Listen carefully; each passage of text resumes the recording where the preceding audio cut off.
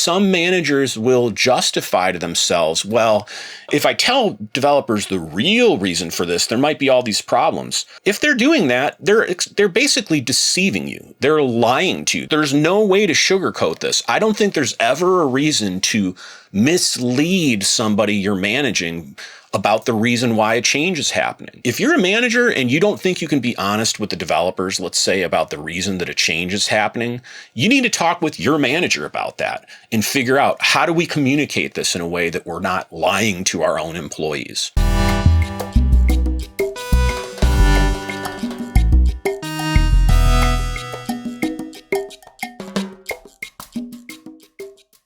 If your career is anywhere near how mine has been, it seems like people are having a harder time trusting each other than ever these days. I don't know if it's the tech industry that just brings it out in people, or it's just what's going on post-COVID. But if you're a programmer and you've often wondered, should I really trust my manager? Or you're really in any position and you've wondered, should I really be trusting my boss? I want to help you out today by teaching you a few of the things I've learned over my career about how to not just go off your gut when determining whether to trust someone, and not just go off what other people have told you about whether somebody's trustworthy, but actually have some hard evidence about it to help you make the decision. Now, I know what it's like if you've ever had trust broken.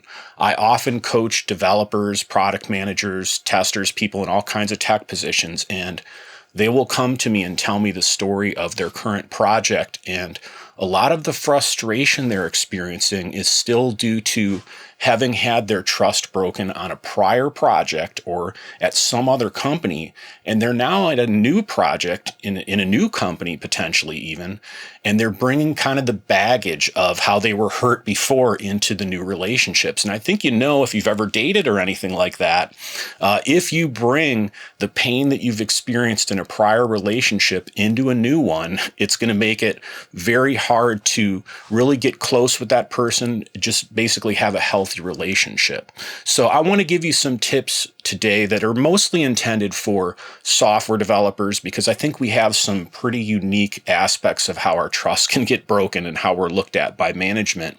But really, I hope these tips today help you regardless of what kind of role you're in. So first, let's get the elephant out of the room.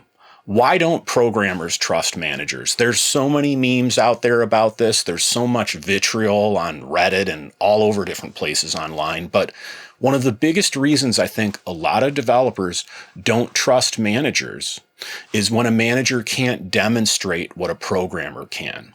Now, what I mean by this is, if you ever had a job when you were starting out earlier in your career and it wasn't in software, it wasn't in the tech industry at all. Let's say you worked at a pizza place or something like that. Usually, if you're being managed by someone, if you are trying to make a pizza and you're making a mistake, or you're maybe not getting it done as fast as they'd like you to, the manager knows how to make the pizza. They've made hundreds, potentially thousands of pizzas. And so not only can they tell you, hey, this is what you should do, they can show you how to do it. Developers often distrust the advice they're given by management. They're like, you don't understand my job.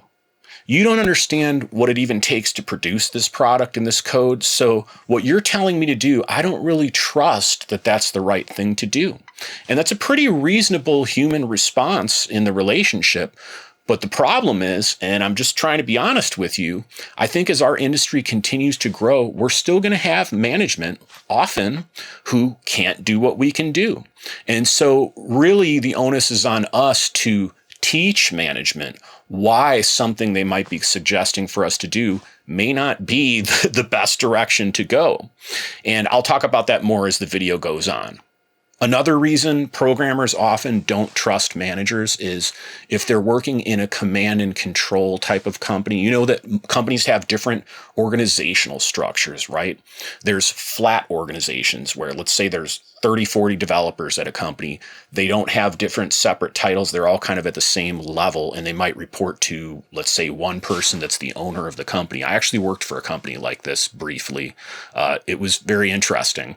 But you can also work for companies that are neural network type companies. Look into the history of Spotify. They've changed a lot. They've tried a lot of different things, but Spotify did some pretty interesting organizational structures. But I'm betting if you're out there, you're probably working in a command and control type of an environment. And this is similar to the military in that, you as a developer might have a software development manager or a scrum master or a project manager, and they above them might have, a director of engineering or a chief product officer or, project management office. There's all these different positions, but, at some companies you can have like 6 levels of middle management.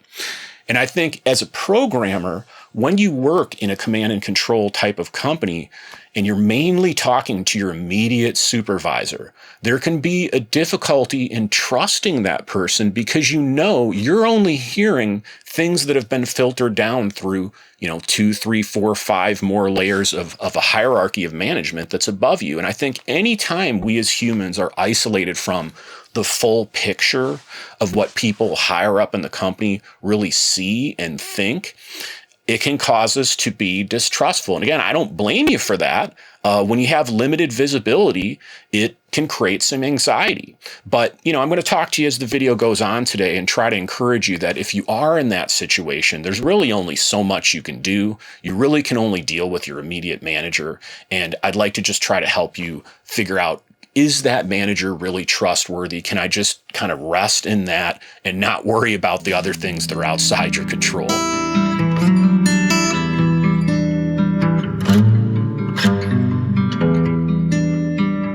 Another reason programmers often distrust their manager is, let's be honest, hearsay. You start a project and you hear from other developers, oh, that manager's a jerk. I can't stand them. Oh, that manager did this to me. That manager did that to me. And I was once on a software project that I joined when I was at the consulting agency. I've talked to you about this before. I was at a consulting agency for about 10 years. And when I joined, there were already 5 other developers and sort of an engagement manager from the consulting company I worked for already on the project. And when I joined the project, since it was already underway, I kept hearing all this talk from the people about how bad this one woman running the project was treating everybody.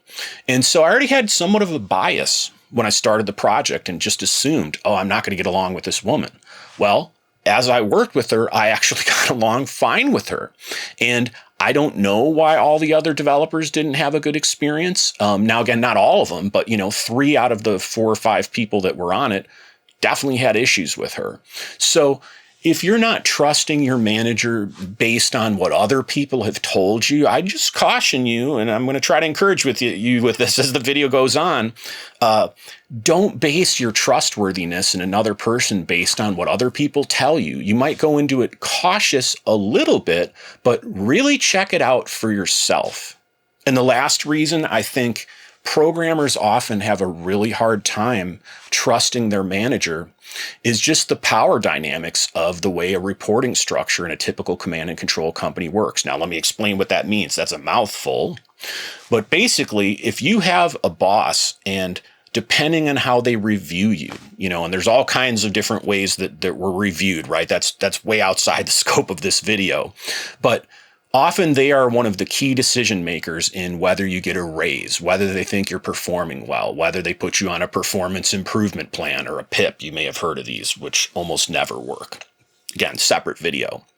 But if you know that your manager is in control of your income, they're in control of your career progression. Even if they do one of these 360-degree reviews, I've been involved in these many times where they talk to all your coworkers and they're supposed to base, your performance on everyone. Ultimately, your manager usually is the one who has to go to their management and advocate for you and help you get a promotion or, recognized for good work, hopefully, that you're doing. And I think when there is that power dynamic where you're subservient to another person and they're kind of evaluating your performance, I think just that pressure can lead us to often not trusting another person when really they might be totally trustworthy. We're just letting the anxiety around, being evaluated by that person kind of color our perspective of whether we should trust them or not. So why don't managers trust programmers? Let's talk about the other side of this relationship.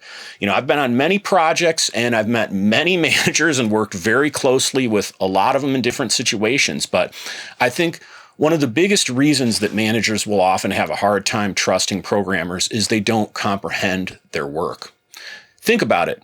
If you were managing and you don't know how to write code, or you don't understand all the details of the technology, and you're working with all these other developers, it takes a lot of trust for the manager to hope that you're doing a good job. Now, I know there's a bitter battle about, what level of measurement should be done on software development, and, should we report productivity? And again, a lot of that I've talked about before in these videos on the show, but basically what I'm getting to is a manager often is challenged with trusting the people that report to them if they don't understand the work being done. This is part of the reason why, though, you'll hear from a lot of programmers that they would really prefer to work with a manager who has done the work, or ideally is actually equal with them in some ways and is also a developer on the project, on the exact code base. But reality is, that's often not a luxury that we have.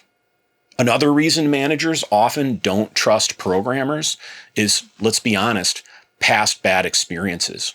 If a manager has managed a set of developers on a prior project, or maybe just people that left on the current project, and those developers were hiding things, not all people are ethical. Not all managers are ethical. Not all programmers are ethical. Every project I'm on, I hope for the best, and I try to have a sort of like trust people first, but then kind of watch them approach to work. But, if someone's managed programmers before and they've been misled, or they've been told that certain work was done and it wasn't, that's a break in trust. And so if you're on a project with a manager and you're kind of getting the vibe that they're not as trusting of the programmers as you wish they were, just remember, they may have had their trust broken in the past. Now, healing that trust is outside the scope of this video. I'll maybe talk about that in the future, but it's one of the biggest reasons managers will just have a really hard time trusting developers.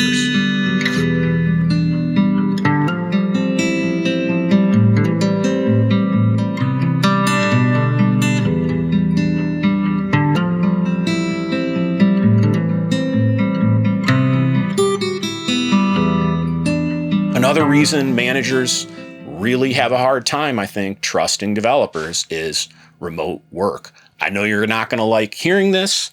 I know since COVID especially, remote work is just very common. I know when I first started remotely working about 7 to 9 years ago, I loved it. I was like, wow, I want to do this all the time. I hate going to the office. But, honestly, even if you don't have a manager who's micromanaging you in the office, let's say you're not remote, they're not hovering over you, constantly checking in on you. It's difficult if somebody's managing you as a developer when they have only visibility into what you're doing through Slack or the occasional meeting. There's really a very loose relationship there. I know it can be effectively done. I've done tons of remote work. I'm sure you have too.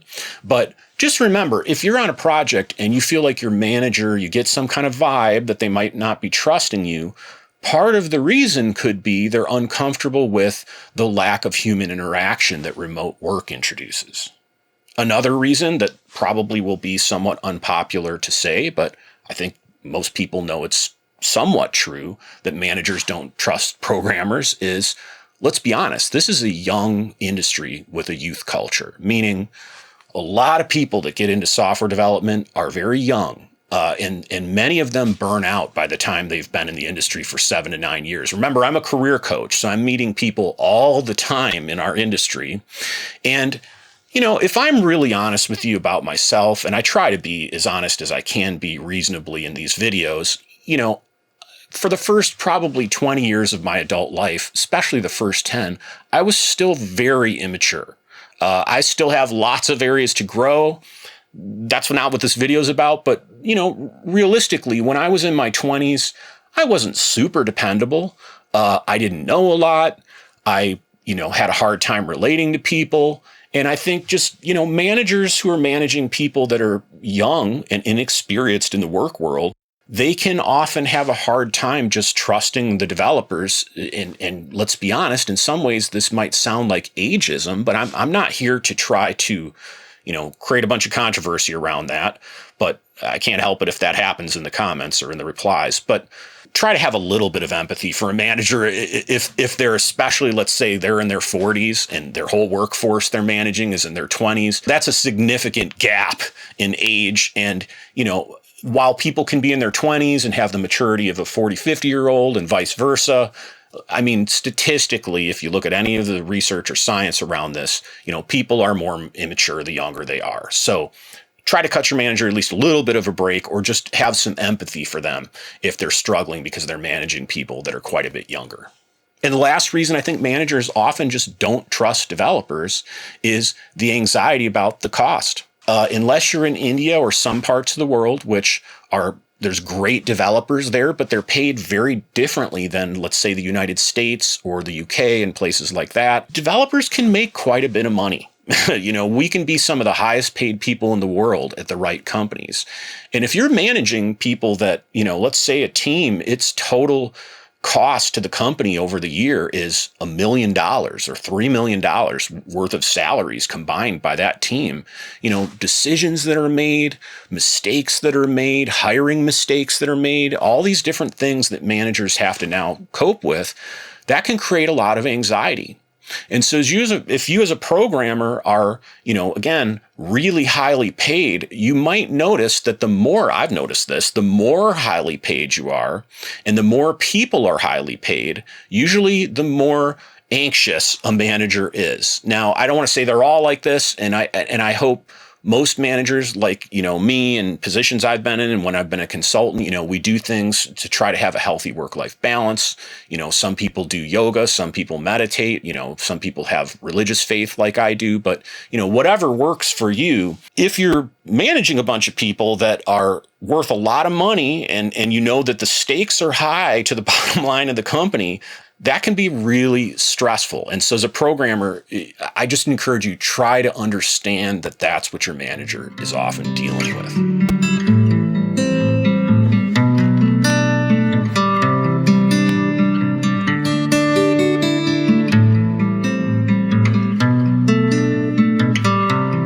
So let's get down to brass tacks. I want to actually help you with this problem, not just describe the problem. How can you, as a developer, or really any individual contributor on a project, or anybody really who's got a boss, how can you learn to trust your manager more? How can you learn to see if they're trustworthy? Well, the first thing you can do is what I call micro commitments. If you think about you're on a software project, if you're doing Kanban or Scrum or using some sort of ticketing system, often you're trying to describe some work that you're on the hook for as a developer. Maybe you're not describing it, the product manager is, but ultimately it's somewhat of a contract. The software needs to do this. Now, I won't get into how on agile projects, true agile projects, it's supposed to just be a description of what the customer wants. I got a whole nother video on the YouTube channel about that, about user stories. But for sake of this, what I'm really talking about is if you can find something to ask your manager to do that is only a small leap of faith. It might be like they want to meet with you in the morning on Thursday and it's Tuesday, and you have to actually challenge them and say, I'm sorry, I can't. I need to meet in the afternoon. Check to see, will they agree with you on that? Will they resist you instead and be like, no, we have to meet in the morning? Now, if that happens occasionally, that's just part of business. Sometimes there's times people meet that you as a programmer, you have to be more flexible. But what I mean by micro commitments is asking for things and asking for commitments and just asking for help from your immediate supervisor and watching over time.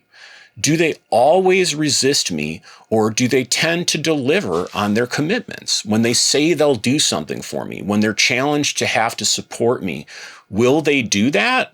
Or do I constantly get put in this subservient position where I feel like I'm the developer, they're the manager, and I can't ask anything of them. I can never question anything they do. If you're in that kind of a situation, it's pretty likely that your manager has trust issues. And does that mean you need to quit the job? No, I'm not saying that. I'm just saying, it's one way out of the few I'm going to tell you to get an idea of, is my immediate supervisor trustworthy or not? The second thing you can do to try to figure out if your manager or immediate supervisor is trustworthy is corroborate statements they've made with other coworkers. This is what detectives do. Now, this might sound a little bit shady on the surface, but I'm trying to give you real ways to have hard evidence to know, is this manager trustworthy? And the goal of this is to find out, yes, they are trustworthy, and just trust them and reduce your anxiety and have a good relationship with your manager. But one of the things you can do is, let's say you meet with your manager privately, and they tell you something about the strategy of the company or the financials of the company or the reason a project decision of any type was made. We're going to go with this technology, or we have this deadline. Then go on your own and speak with your coworkers and ask them if they've heard about that issue. Have they talked to that manager? Hey, I heard we were going to have some change in direction of the project around XYZ. Have you heard anything about that? If you start to hear different decisions and different descriptions of what the direction is or what was stated to you from other people, that's unfortunately a pretty clear sign that there may be a reason to distrust that manager. Now, there can be reasons why different descriptions and different reasoning is given to people. Let's say somebody's a tester and they're given one reason why there's a change in the company direction of the product, and the other person's, let's say, an infrastructure or DevOps. A DevOps person is worried about system uptime. A tester is often worried about quality. So if that change in the direction of the project has different implications to those two concerns of their jobs, it might be communicated a little bit differently. But that's not what I'm talking about. I'm talking about purposeful deceit, where basically the reasoning behind a change is totally differently communicated to different people. That's a clear sign that if you do run into that, just be very careful. That person could be manipulating people politically, and you need to watch out for them.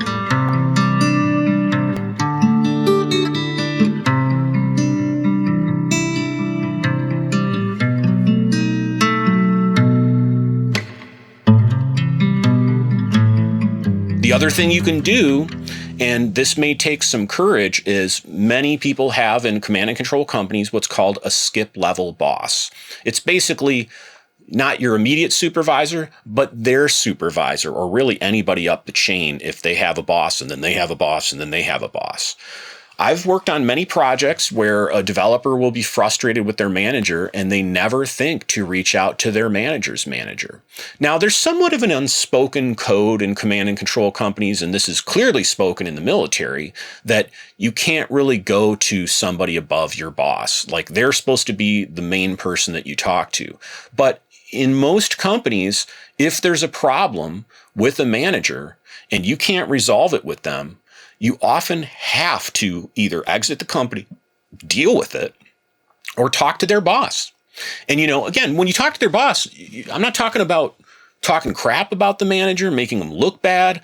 I'm just saying, find out if what you're hearing from that manager is what's actually being said higher up in the company. So basically, it's similar to the previous point I gave you, which is corroborate the statements you're hearing from your manager with their skip level boss.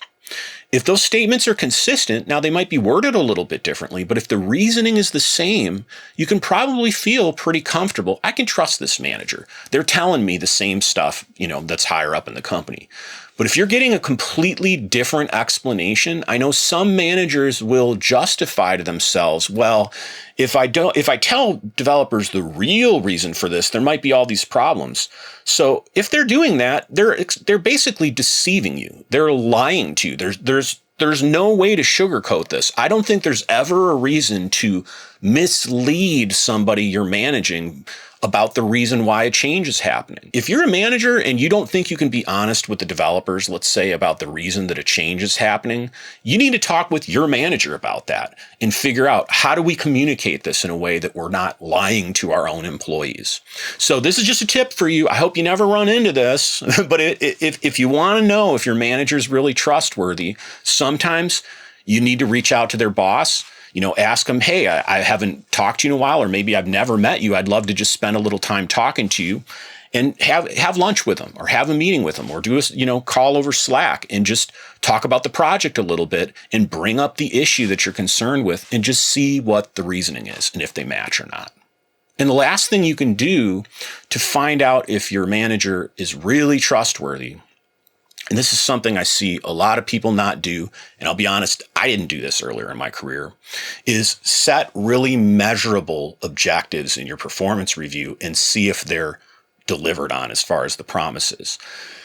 If you've ever been in a review for your career with a manager, there's often some part of the review, and it's usually in a document or some online tool that you use where you're supposed to state what are your objectives, what are you going to try to accomplish in the next quarter or year. It depends on how often the reviews are and sort of how the review cycle works. But I find those are often very vague, especially by inexperienced managers, or if there are concerns where there's not enough money to be paying employees well enough for the hard work they're doing. They will often purposely choose vague objectives. Now, I think that's the minority. I'm not here to try to create bad blood between management and programmers. I think people misunderstand that sometimes in these videos. But also, I'm here to help you be a healthier software developer. And I think one of the worst things can be when you're promised a promotion and it's never delivered, or you're told you're going to be going on a new project and it never happens. And, there's good reasons why things can sometimes not turn out the way we want. But if we go, let's say, a year based on a verbal promise or a written promise that was vague and it's never delivered, there is some blame to us as developers, QA, testing, again, whatever your role is. So when you go through that review process, you really need to spend the time to, if your manager's like, we want you to get better at understanding the code base. That's great. But how do you demonstrate to them that you actually have gotten better?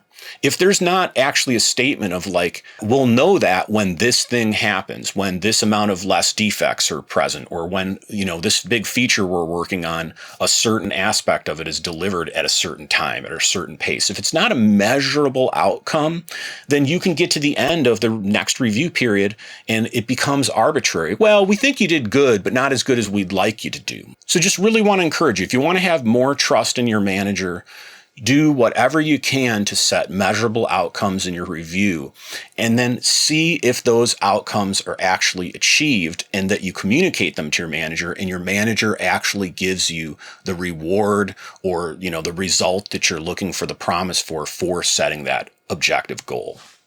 So are you struggling to trust your manager?